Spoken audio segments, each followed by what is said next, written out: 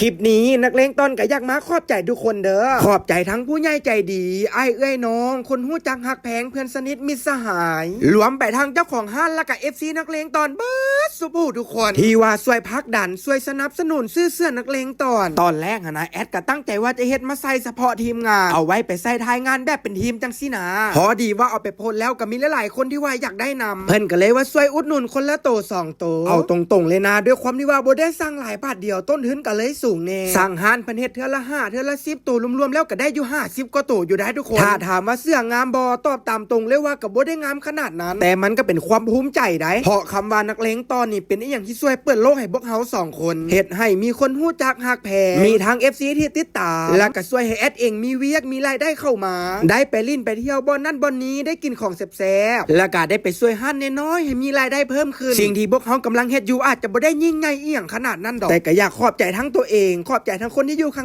างๆขอบใจทั้งซ่องนักเลงตอนที่เป็นตัวเปิดทางให้พวกเฮา2 คนได้มีประสบการณ์ใหม่ๆและก็ขอบใจเบิร์ดสุขผู้ทุกคนที่ช่วยสนับสนุนและสุขยู่นักเลงตอนมาตลอดเด้อสำหรับเสื้อนักเลงตอนนี้แม่นหมดแล้วใครที่อยากได้ต้องรอท่านนะจ๊ะกำลังออกแบบใหม่เดี๋ยวจะเฮ็ดให้งามก่อนเก่า